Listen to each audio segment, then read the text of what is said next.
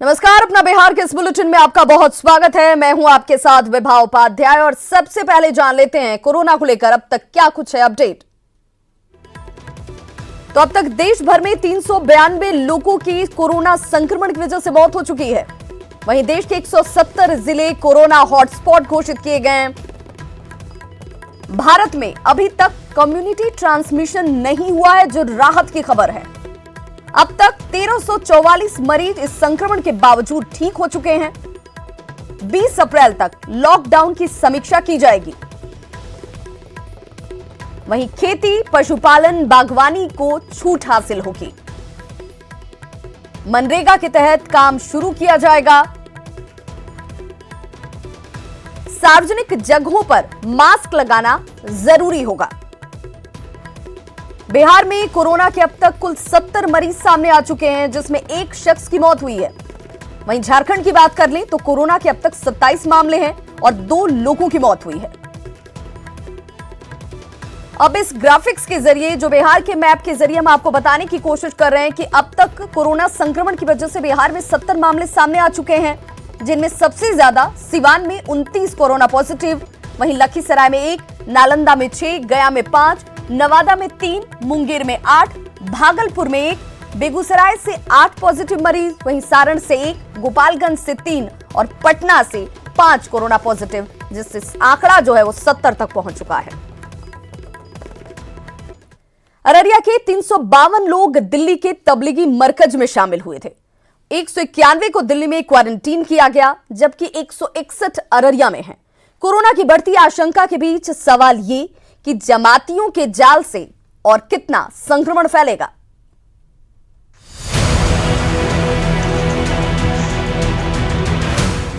हाथों में सामान लिए, चेहरे पर मास्क लगाए, ये वो 18 विदेशी जमाती हैं जिन्हें अररिया पुलिस ने गिरफ्तार कर लिया है।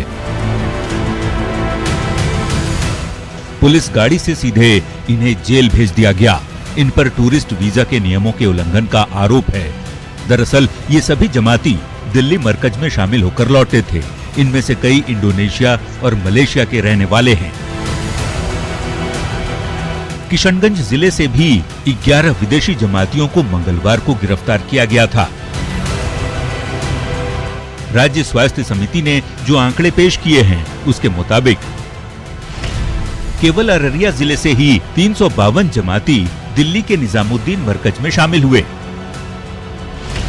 फिलहाल 191 जमातियों को दिल्ली में ही क्वारंटाइन किया गया है,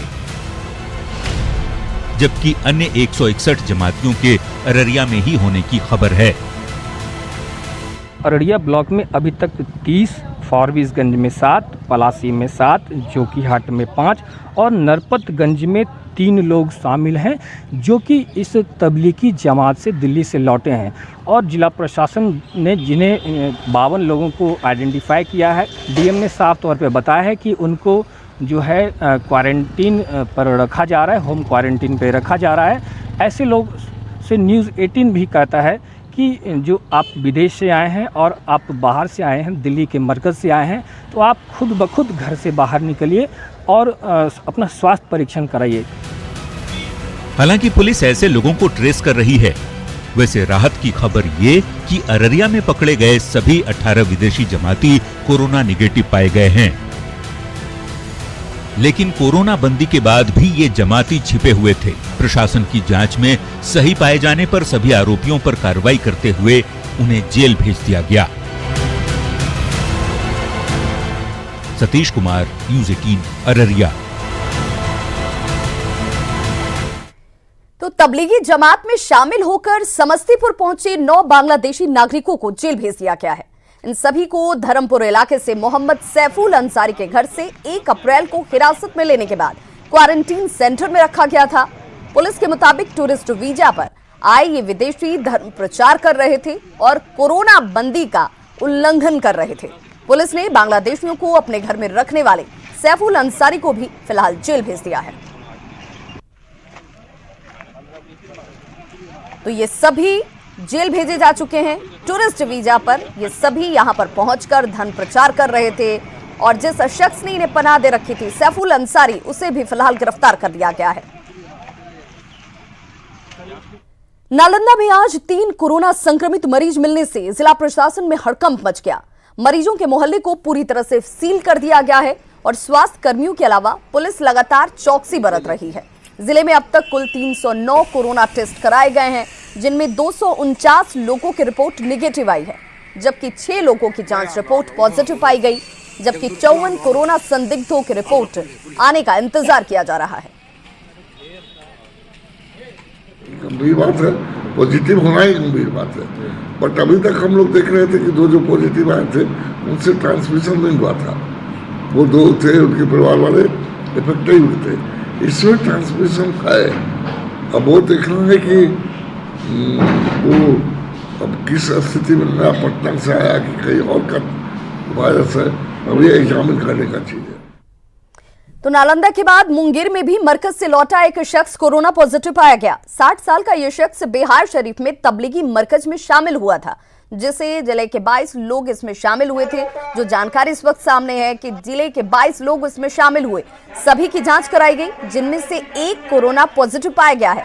रिपोर्ट आने के बाद पूरे इलाके को सील कर दिया गया है और मरीज को पटना के NMCH भेजा गया है।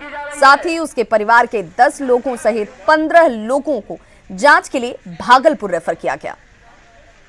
इसमें एक दिल्ली वाले भी हैं और दिल्ली वाले वो बिहार शरीफ गए हैं, बिहार शरीफ से रमजानपुर शेखपुरा गए हैं, शेखपुरा में 2-3 स्थानों में गए हैं, मस्जिदों में गए हैं, फिर उसके बाद में जो है वो यहाँ जमालपुर आए। अच्छा। और जमालपुर आने के बाद में जब हम ये कांटेक्ट पता लगा ऊपर से कि जमात वाले कुछ ऐसे ऐसे हैं, बिहार शरीफ का कनेक्शन है, तो इन लोगों को सब लोग आए और सब लोग आने के बाद में उनका जब जांच कराया गया तो उसमें 24 व्यक्तियों का उनके साथ वाले का जांच हुआ जी। तो उसमें से मात्र 1 आदमी जो पाए गए, उनको चूंकि थोड़ा सा बुखार भी आ रहा था, इसलिए उसको हम लोगों ने 60 बरस उम्र थी। और बड़ी खबर इस वक्त बिहार से ये कि कोरोना संक्रमित 11 जिलों में 4 जिलों को हॉटस्पॉट घोषित किया गया है। जी हां, बिहार में 11 में से 4 हॉटस्पॉट जिले घोषित हुए हैं, जिनमें सिवान, मुंगेर, बेगूसराय और गया, ये वो जिले हैं जिसे हॉटस्पॉट घोषित किया गया है। यहां से सबसे ज्यादा कोरोना मरीज सामने आए हैं। कोरोना प्रभावित 11 जिलों में से 7 जिले नॉन हॉटस्पॉट घोषित हुए हैं, जिनमें गोपालगंज, नालंदा, भागलपुर नॉन हॉटस्पॉट जिले, वहीं सारण, लखीसराय, नालंदा और पटना भी इन्हीं नॉन हॉटस्पॉट जिलों में शामिल हैं।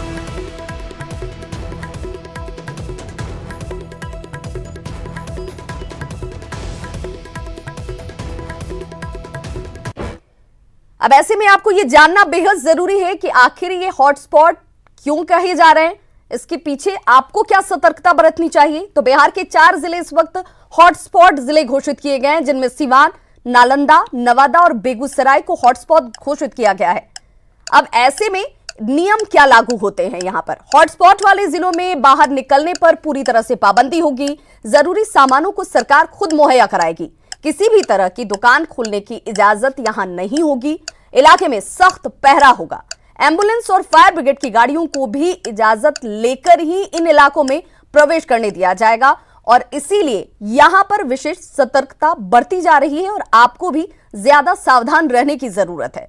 अब जरा नॉन हॉटस्पॉट जिले क्यों घोषित किए गए हैं, इनमें वो जिलों की संख्या जिसकी जानकारी भी हम आपको दे रहे हैं, ऐसा क्यों है? तो नॉन हॉटस्पॉट जिलों में जरूरी सुविधाएं लोगों तक मुहैया होती रहेंगी। यहां पे ये सुविधाएं जारी रहेंगी। जरूरी सामान की दुकानें खुलेंगी। यातायात पर पहले की तरह पाबंदी जारी रहेगी। सोशल डिस्टेंसिंग का पालन जरूर करना होगा। मास्क पहनकर ही आप अपने किसी भी कार्य को करने के लिए घरों से बाहर निकल सकते हैं, लेकिन एहतियात यहां भी जरूरी है। और यहां पर भी अगर आप घर से बाहर निकल रहे हैं तो सोशल डिस्टेंसिंग का पालन करना अनिवार्य होगा। कोरोना वायरस से लड़ने के लिए बिहार में कल से पहले फेज की डोर टू डोर स्क्रीनिंग की शुरुआत हो रही है। प्रदेश के स्वास्थ्य मंत्री ने न्यूज 18 से खास बातचीत में कहा कि पहले फेज में प्रदेश के 4 जिले सिवान, नालंदा, नवादा और बेगूसराय में अभियान चलाए जाएंगे और स्वास्थ्यकर्मी पल्स पोलियो की तरह हर घर जाकर परिवार के सदस्यों की स्वास्थ्य जांच करेंगे। हेल्थ मिनिस्टर से बात की संवाददाता रजनीश कुमार ने।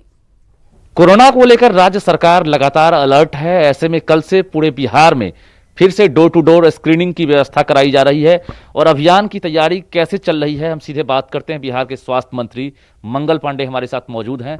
पूरे देश में पहली बार 4 ऐसे जिलों को चिन्हित किया गया है जहां पर संक्रमण के अधिक मरीज मिले हैं और मिलने की संभावना है, और उन चारों जिलों पे डोर टू डोर जाके हमारे स्वास्थ्य विभाग के लोग हर घर की स्क्रीनिंग करेंगे। सवाल क्या रहेगा, एक बार हम जानना चाहेंगे। मैंने आपको बताया कि उसमें मुख्य रूप से ये रहेगा कि घर में किसी को सर्दी, खांसी, बुखार का कष्ट तो नहीं है, किसी को सांस लेने में दिक्कत तो नहीं हो रही है, कोई विगत दिनों में विदेश से तो नहीं आया है, कोई दूसरे राज्यों से आया है तो वह उसका स्वास्थ्य कैसा है, 60 वर्ष से उम्र का यदि अधिक का कोई व्यक्ति है तो उसके स्वास्थ्य के बारे में विशेष पूछताछ होगी।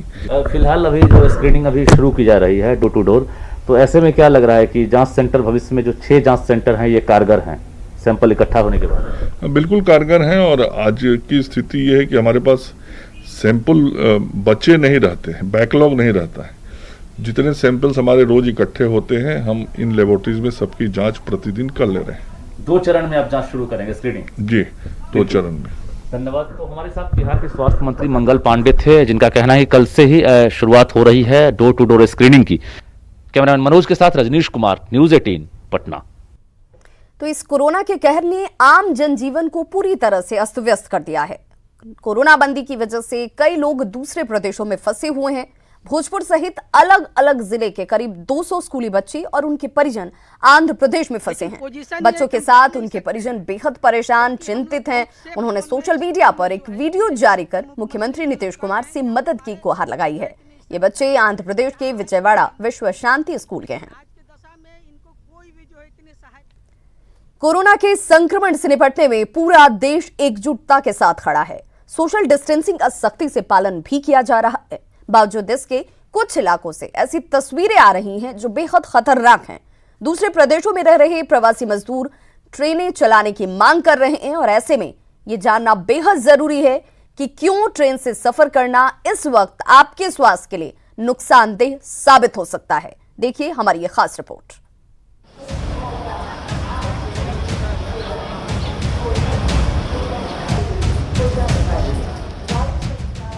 लोगों की भीड़ की ये तस्वीरें मंगलवार को मुंबई के बांद्रा की हैं। प्रवासी मजदूरों की भीड़ अपने अपने घरों को जाने को आमादा थी। कुछ लोग तो विशेष ट्रेनें चलाए जाने की मांग भी कर रहे हैं, लेकिन कोरोना के संकट काल में ऐसा करना बेहद खतरनाक है, क्योंकि ट्रेन की बोगी बेहद संकुचित होती है। यात्रियों के लिए उसमें सोशल डिस्टेंसिंग संभव नहीं। कोविड-19 के संक्रमण का खतरा भी ज्यादा रहता है। लंबे समय तक ट्रेन पर सफर करना बेहद खतरनाक हो सकता है, क्योंकि ट्रेन में संक्रमण के फैलने की आशंका अधिक होती है। यात्रियों से नए इलाकों में भी फैल सकता है वायरस। घर के सदस्यों के संक्रमित होने का भी खतरा है। खासकर ग्रामीण इलाकों में स्थिति भयावह हो सकती है, क्योंकि कोविड से लड़ने की गांव में कोई व्यवस्था नहीं है। हालांकि ट्रेनों के परिचालन को लेकर रेलवे की तैयारी पूरी है। यातायात बहाल करने में भी कोई दिक्कत नहीं है, क्योंकि यात्री ट्रेन नहीं चलने से खुद रेलवे को प्रतिदिन 100 करोड़ रुपए का घाटा उठाना पड़ रहा है। बावजूद इसके कोरोना से निपटने के लिए सरकारी खजाने के घाटे से कहीं ज्यादा अहम मुसाफिरों और आम जनता की सुरक्षा है। इसलिए न्यूज़ 18 आप तमाम दर्शकों से अपील करता है कि सोशल डिस्टेंसिंग का पालन करें, खुद स्वस्थ रहें और दूसरों को भी जागरूक करें। Bureau report, news 18। तो बिल्कुल ये बहुत जरूरी है आपकी जान की सुरक्षा के लिए भी। कोरोना बंदी के दौरान जरूरी काम से लोग बिहार के एक जिले से दूसरे जिले या फिर राज्य से बाहर आ जा सकते हैं। इसके लिए जिला प्रशासन से आपको इजाजत लेनी होगी, आवेदन ऑनलाइन करना होगा। पास कैसे जारी होगा, इस बारे में बता रहे हैं पटना सहयोगी संजय कुमार। कोरोना संकट के कारण अगले 3 मई तक पूरे देश में लॉकडाउन की स्थिति रहेगी और इस दौरान सोशल डिस्टेंसिंग का भी पालन सबको करना है। लेकिन बहुत ऐसे जरूरतमंद लोग हैं जिन्हें आवश्यक काम के लिए पटना से जाना होगा, तो ऐसे लोगों के लिए डिस्ट्रिक्ट एडमिनिस्ट्रेशन ने पास की व्यवस्था की है। काफ़ी संख्या में लोग यहाँ पर जिला नियंत्रण कक्ष कार्यालय के सामने जुटे हैं। ये ऐसे लोग हैं जिन्हें पास बनवाना है, जरूरी काम के लिए पटना से बाहर निकलना है। तो लगातार ऐसे लोगों की भीड़ पटना में जुट रही है। असल मेरे हस्बैंड के सिस्टर की डेथ हो गई है, तो वही सर्टिफिकेट बनाने आई थी पास, क्योंकि मेरे को जहानाबाद जाना है। कहाँ जाना है? जहानाबाद। क्या बात हुई, क्या बोल रहे हैं? कुछ नहीं है, मैंने एक नंबर आया था कि जो फॉरवर्ड जा रहा था नंबर, तो 2 दिन से कर रहे थे तो वो कैंसिल हो जा रहा था। फिर यहाँ के फॉर्म भरे, दूसरा साइट लिए किसी से, तो वो सबमिट किए हैं अभी। जो अधिकारी हैं सिटी मजिस्ट्रेट, हम उनसे बात कर लेते हैं किस तरीके से वो लोगों का पास जो है वो अलॉट कर रहे हैं। फिलहाल ये शैलेंद्र कुमार भारती, बिहार प्रशासनिक सेवा जिला नियंत्रण कक्ष सह प्रभारी दंडाधिकारी हैं। तो शैलेंद्र कुमार भारती जी से हम बात कर लेते हैं किस तरीके से पास जो है वो बन रहा है। यहाँ पर पास के लिए क्या प्रावधान रहेगा, कैसे लोग यहाँ पर आवेदन दे सकेंगे? देखिए, पटना जिला में 2 तरह का पास अभी निर्गत हो रहा है, जो डिस्ट्रिक्ट कंट्रोल रूम से है। एक इंटर स्टेट है और एक इंटर डिस्ट्रिक्ट है। इसमें आवेदकों को एक ऑनलाइन पोर्टल है serviceonline.bihar.gov.in पे अपना आवेदन डालना है। उस आवेदन के आने के बाद हम लोग उसको देखते हैं कि आवेदन किस तरह का है, कितना सीरियस केस है। बहुत महत्वपूर्ण मामले में ही यहाँ से हम लोग पास इशू कर रहे हैं। डिस्ट्रिक्ट एडमिनिस्ट्रेशन जो है आपकी अनिवार्यता और आपकी आवश्यकता को देखते हुए हर हाल में पास निर्गत करेगा। कैमरा पर्सन राहुल के साथ संजय कुमार, न्यूज़ 18 पटना। प्रधानमंत्री नरेंद्र मोदी ने कोरोना से बचने के लिए घर में बने मास्क या फिर गमछे के इस्तेमाल का संदेश दिया, जिसके बाद उद्योग विभाग ने बुनकरों को गमछा तैयार करने का निर्देश दिया। अभी तक 1 लाख गमछा तैयार हो चुका है, जो कई तरह के रंग के साथ और किफायती दर पर है। हमारे सहयोगी आनंद अमृतराज ने इस गमछे के बारे में उद्योग मंत्री श्याम रजक और खादी मॉल के सीईओ सुरेश कुमार से बात की। तो प्रधानमंत्री ने देशवासियों से आह्वान किया था कि कोरोना बंदी में अगर आप घरों से बाहर निकलते हैं या फिर घर में ही रहते हैं, तो अगर आपके पास मास्क नहीं है तो आप गमछे का प्रयोग करें। तो इस वक्त हमारे हाथ में वैसा ही कुछ गमछे हैं जिसे उद्योग विभाग ने बनवाया है, और इस वक्त हम पटना के गांधी मैदान के खादी मॉल में हैं, और जहाँ पे आप देख सकते हैं कि तरह तरह के गमछे बनकर तैयार हैं। और ये गमछे आपको भी उपलब्ध होगा। अगर कोरोना बंदी की वजह से लॉकडाउन में ढील होती है थोड़ी सी, तो फिर आपके पास ये खादी मॉल का बना हुआ गमछा आपके पास भी पहुंच जाएगा। सीईओ हैं सुरेश जी, इनसे बात करते हैं। सुरेश जी, ये काफ़ी नया है लोगों के लिए, और ये खादी का बना हुआ इको फ्रेंडली है। साइज इतना बढ़िया है कि पूरे चेहरे को ढक लेने के बाद फिर कहीं कोई दिक्कत आपको नहीं है। दर भी जो इसका है बहुत मॉडरेट रेट है, कहीं कोई दिक्कत नहीं होगी आपको। जैसे अभी तक कितना बन के आ गया? 40,000 पीस जो है स्टॉक में है। हम लोग प्रयास में है कि जल्दी से जल्दी 1 लाख कम से कम ये स्टॉक में आ जाए। 1 लाख मतलब 1 लाख तक बन चुका है? हाँ, लगभग। और भी ज़्यादा ऑर्डर दिया गया है? हाँ, और देंगे, रिक्वायरमेंट के हिसाब से हम लोग देंगे।